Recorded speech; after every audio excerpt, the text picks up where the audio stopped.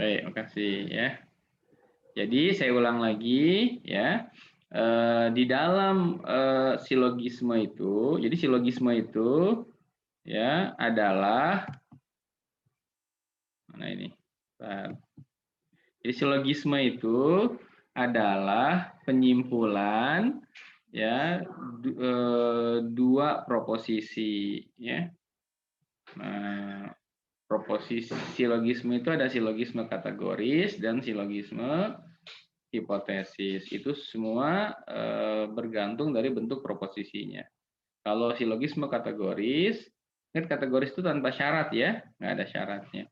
Nah, kalau untuk silogisme kategoris, maka unsur-unsur pokoknya adalah semua proposisinya adalah proposisi kategoris. Ya, silogismenya terdiri dari 3 proposisi, 2 sebagai premis dan 1 sebagai konklusi. Kemudian dalam silogisme terdapat 3 term yang masing-masing dipakai 2 kali dan masing-masing juga berfungsi sebagai term mayor, term minor, dan term menengah. Gitu ya. Tadi sudah kita contohkan misalnya semua mahasiswa BKUNJ adalah mahasiswa yang cerdas. Kemudian bunga adalah mahasiswa BKUNJ. Sehingga kesimpulannya bunga adalah mahasiswa yang cerdas. Itu kata mahasiswa BKUNJ diulang 2 kali, kata bunga diulang 2 kali, dan kata apa lagi tadi? Cerdas, mahasiswa yang cerdas juga diulang 2 kali ya. Oke, term mayor pada premis mayor nanti berfungsi sebagai predikat pada konklusi, dan term minor ada pada premis minor dan berfungsi sebagai subjek, gitu ya. Cukup jelas untuk unsur pokok silogisme kategoris?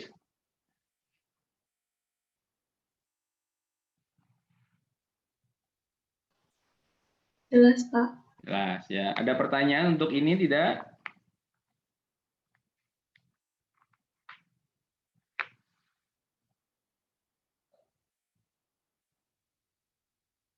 Ada pertanyaan tidak untuk unsur pokok?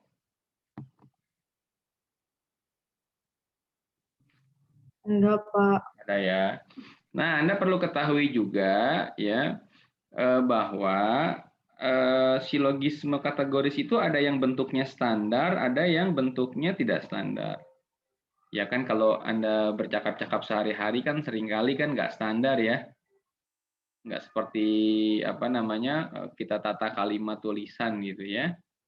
Nah, jadi ada yang standar, ada yang tidak standar. Kalau yang standar kita mudah nih, oh ini premis mayor, oh ini premis minor, ini konklusi, gitu kan?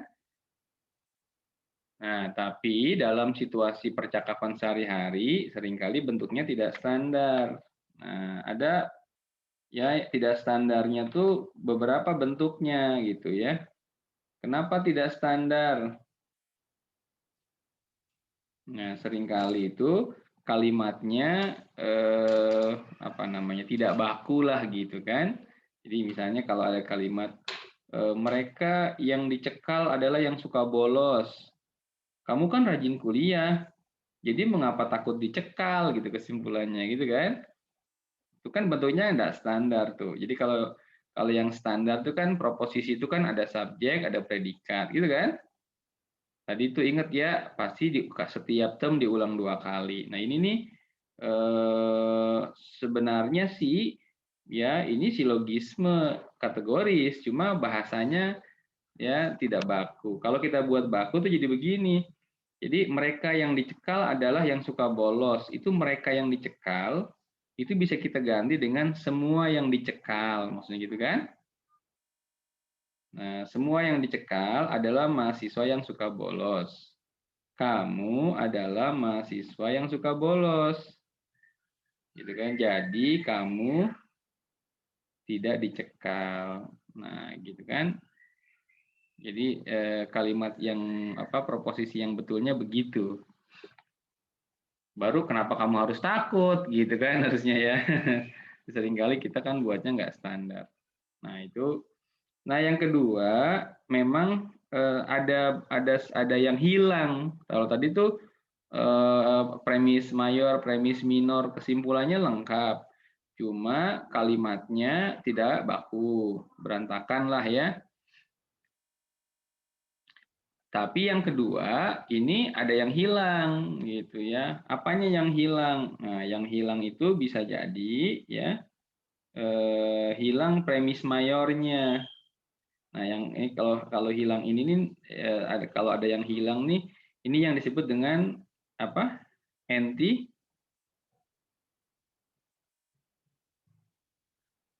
apa namanya?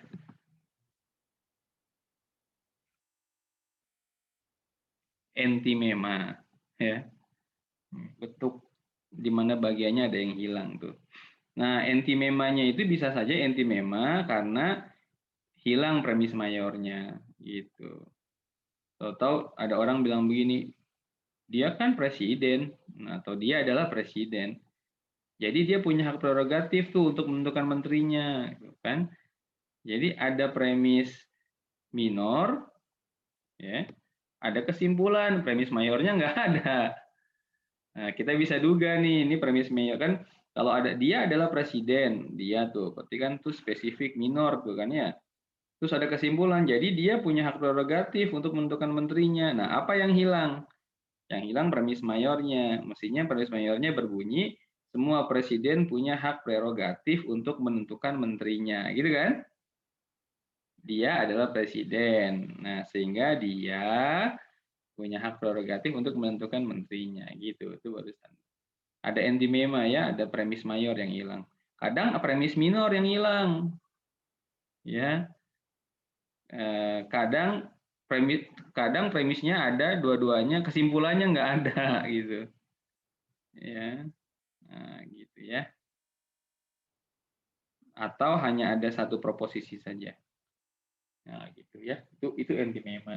Jadi itu bentuk yang tidak standar lah. Nah, biasanya kalau bentuk tidak standar kita harus pahami dulu dengan baik. Nah, yang kita kembalikan bentuk tidak standar ke dalam bentuk yang standar gitu ya. Oke, saudara, ada beberapa prinsip ya dalam silogisme kategoris. Ada prinsipnya ya. Ada prinsipnya. Prinsipnya adalah pertama prinsip kesamaan.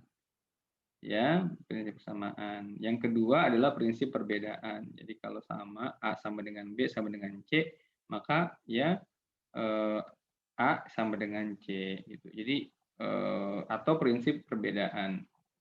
Nah, ada juga prinsip distribusi ya. Kemudian prinsip distribusi negatif.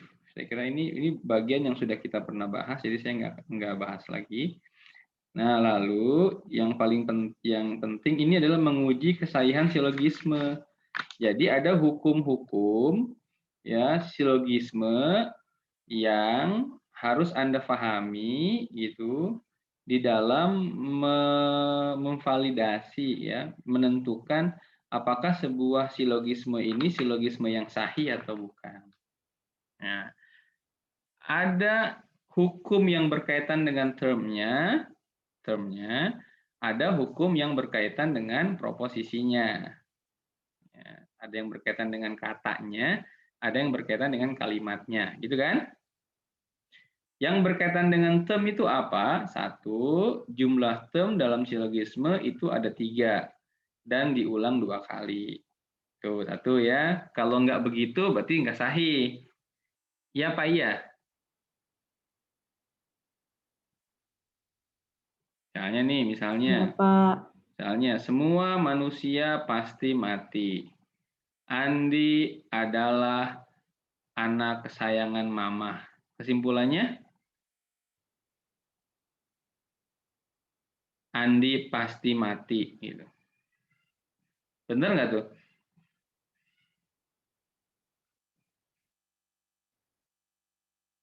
Halo? Ada? Salah, Pak. Salah. Kenapa salah? Salah, Pak. Karena nggak bisa diambil kesimpulan. Kenapa nggak bisa diambil kesimpulan? Tidak berhubungan, Pak, Andi apa? proposisinya. Proposisinya nggak berhubungan. Iya. Iya, Pak. Oke, tapi dari sisi bentuknya, dari sisi termnya, apa yang kelihatan? Dia melanggar hukum yang mana itu?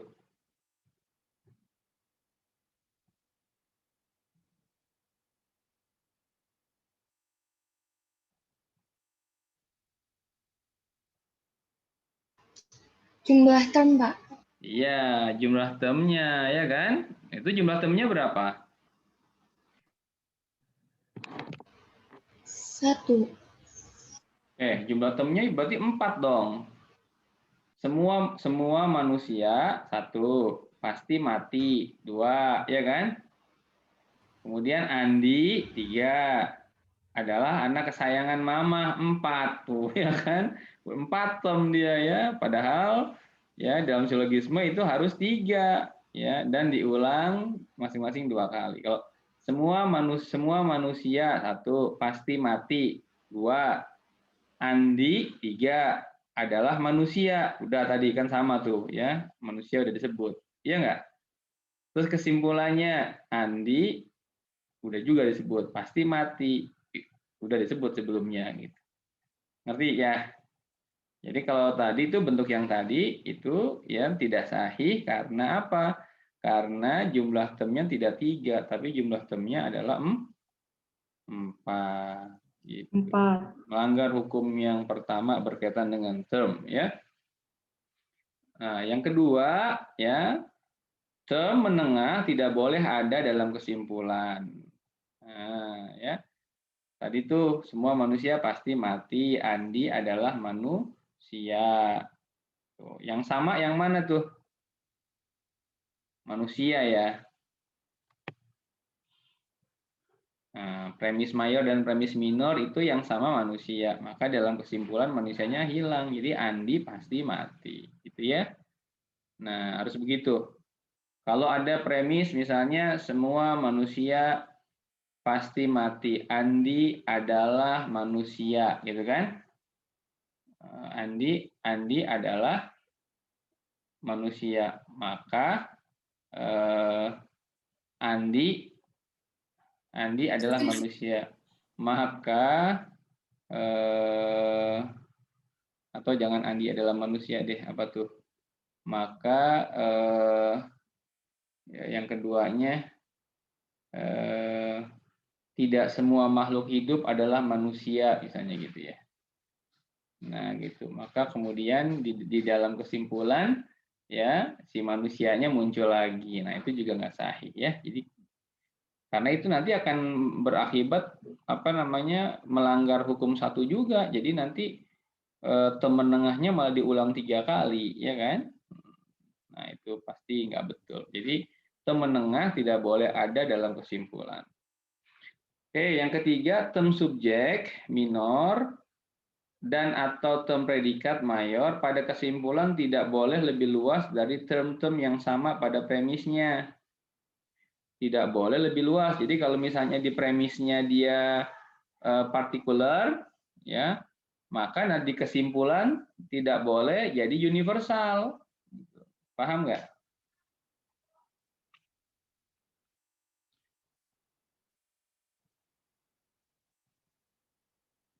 Contoh nih, contoh yang ada di buku dulu ya. Semua koruptor itu pencuri. Ya, semua koruptor itu luasnya apa? Singular, partikular, atau universal? Universal, Pak. Universal, Universal. Pak. Pencuri, luasnya apa pencuri?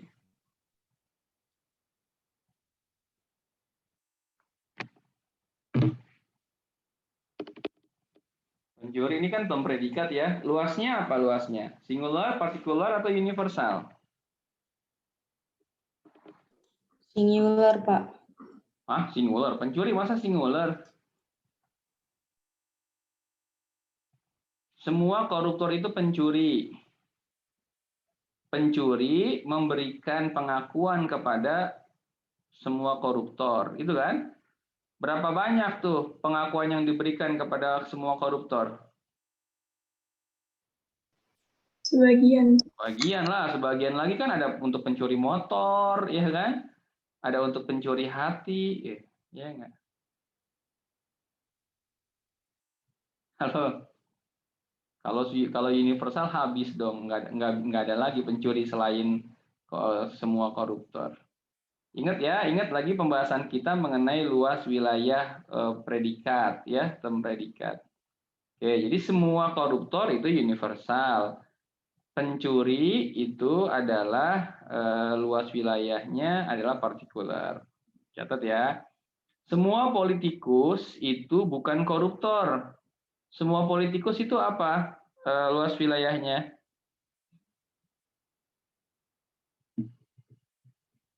Halo. Universal, Pak. Bukan koruptor? Partikular, Pak. Bukan. Kalau ada kata bukan tuh berarti apa? Universal dia. Ingat nggak? Halo, luas wilayah predikat. Itu berarti bukan tuh berarti universal ya, bukan koruptor. Itu berarti universal. Nah, sekarang kesimpulannya, jadi semua politikus itu bukan pencuri. Bukan pencuri itu luas wilayahnya apa?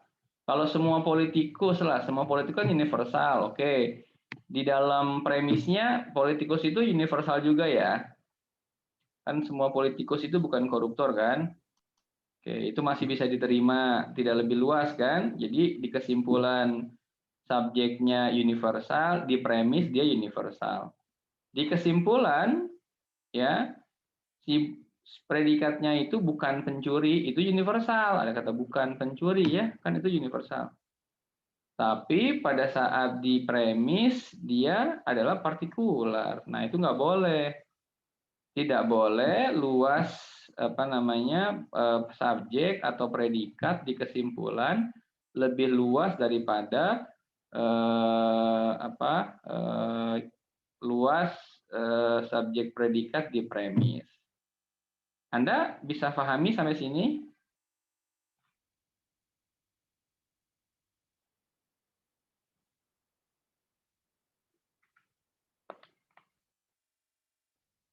Halo. Bisa, Pak. Bisa ya. Bisa. Nah, berikutnya ya. Sekurang-kurangnya satu term menengah harus universal. Sekurang-kurangnya term menengah harus universal. Kalau dua-duanya universal boleh nggak?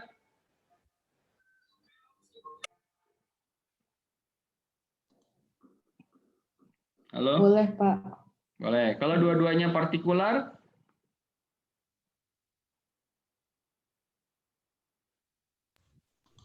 Tidak. Boleh, Pak. Ya, tidak boleh ya. Tidak boleh. Kenapa tidak boleh? Logikanya gimana?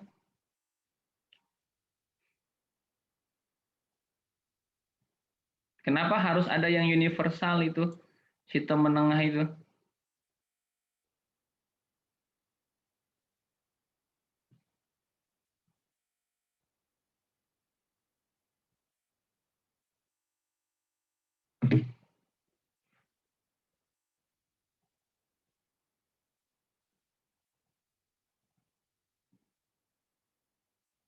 Saya kasih contoh nih.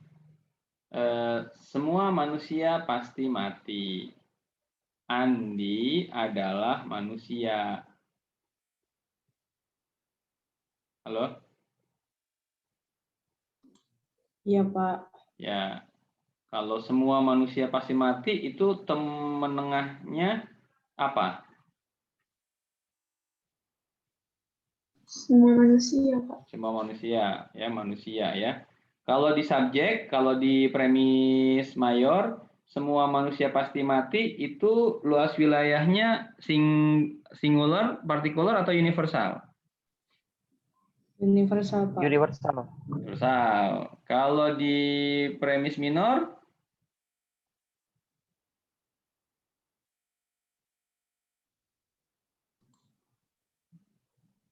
Partikular. ya partikular. Semua manusia pasti mati. Andi adalah manusia. Iyalah, pasti manusia akan memberikan pengakuan sebagian ke Andi. Andi diakui sebagai manusia.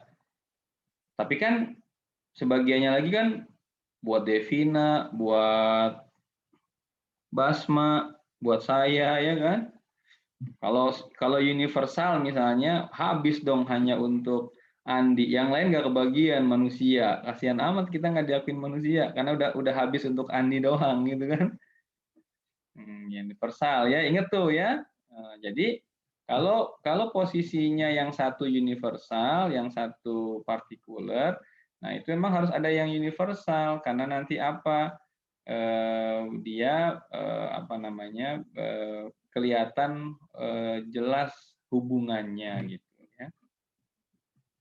Kalau partikular nanti hubungannya kurang jelas. Contoh begini. Misalnya ya, sebagian manusia pasti mati. Andi adalah manusia. Kesimpulannya apa?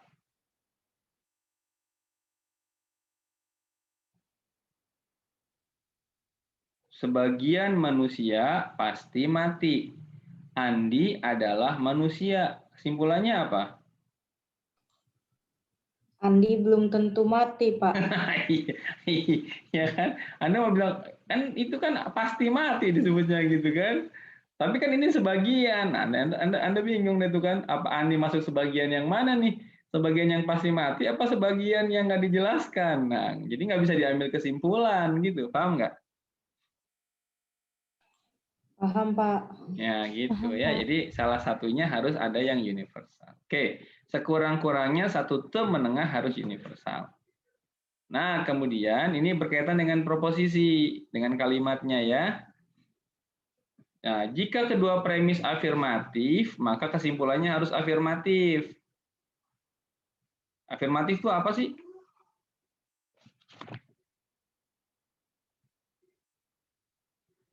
Pengakuan, Pak. Ya, memberikan pengakuan ya. Nah, jika kedua premis negatif, tidak dapat diambil kesimpulan. Hukumnya ya. Andi bukan semua manusia tidak apa namanya? Semua manusia tidak mengetahui kapan dia akan meninggal. Terus yang kedua premis minornya ya, misalnya Joko bukan manusia. Kesimpulannya apa?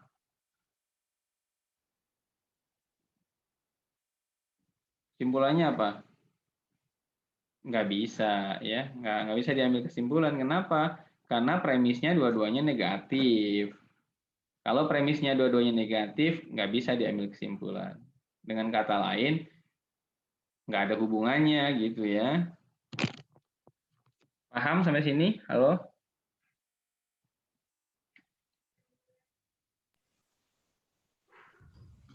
Paham, Pak. Paham, Pak. Paham, Pak. Ini kayaknya delaynya agak lama nih ya.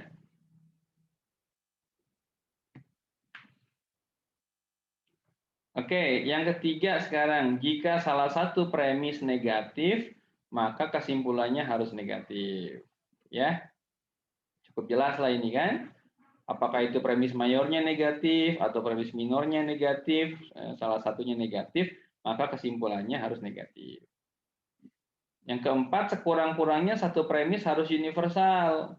Kalau kedua premis partikular, maka tidak dapat diambil kesimpulan. Kayak tadi itu ya, apa tuh partikular tuh sebagian manusia pasti mati ya.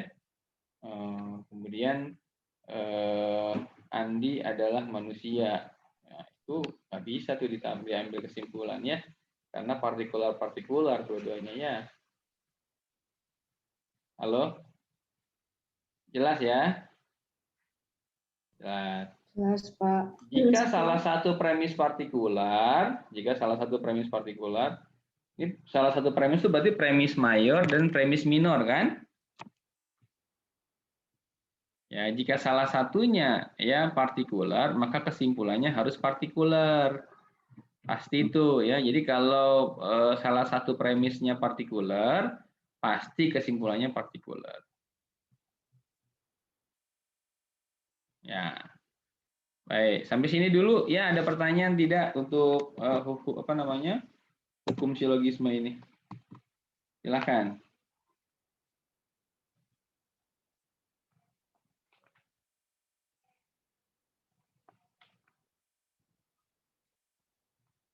Halo.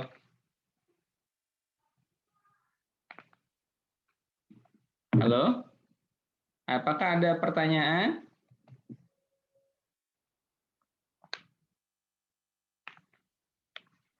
Loha. Loha. Crispy aja nih. Bu, masih ada, Bu?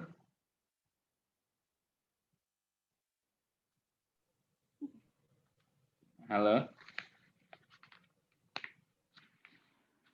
Halo Ya, teman-teman. Iya, ya jelas ya. Nah, sekarang untuk memperjelas pemahaman Anda, coba Anda kerjakan latihan. Ya, latihannya ada di halaman seberapa itu? Halaman 176. Coba buka bukunya, halaman 176.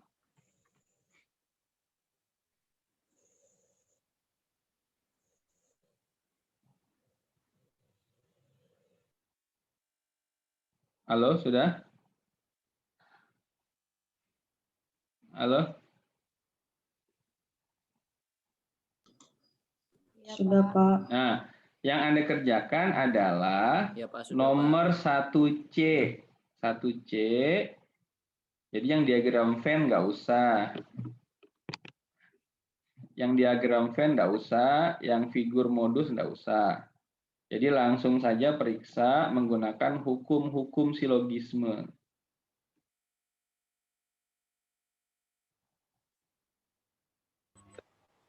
Ada berapa nomor itu? Ada 6 ya? 1, 2, 3, 4, 5, 6. Nah, gitu ya. Nah, itu. Kemudian Anda periksa apakah Iya, Pak, ada 6. apakah silogisme tersebut sahih atau tidak sahih. Kalau dia tidak sahih, dia melanggar hukum yang mana? Gitu ya, Anda catat tuh. Saudara, nggak sahih itu bisa beberapa hukum dilanggar ya. Bisa beberapa hukum dilanggar, Anda catat itu. Oke, kerjakan sekarang, nanti kita diskusi lagi. Ini sekarang jam berapa nih?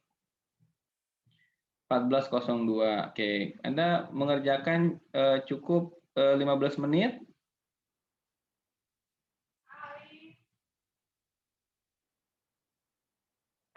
Hmm?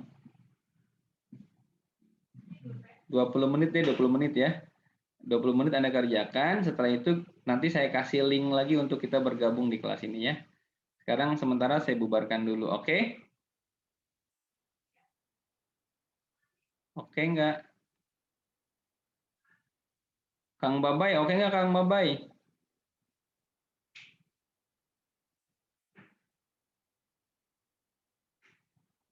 Halo Babay, Babay Suhaimi, mana nih Kang Babay? Nah, kalau nggak ada pertanyaan tidak untuk tugasnya? Cukup jelas kah?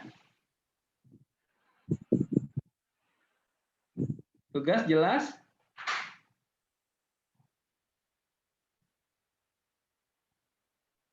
Halo? Untuk tugas jelas? Oke, suara saya putus-putus. Oke, untuk tugas jelas nggak? Apakah suara saya sudah kembali jelas?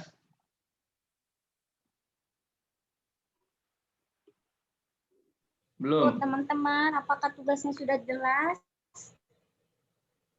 Ini di mana ya, Pak? Kerjakannya di laptop aja. Yang punya laptop. Yang mau mengerjakan di kertas, nggak ada laptop juga boleh ya. Supaya nanti bisa kita tampilkan langsung ya. 20 menit untuk mengerjakan, kita ketemu lagi 20 menit kemudian ya.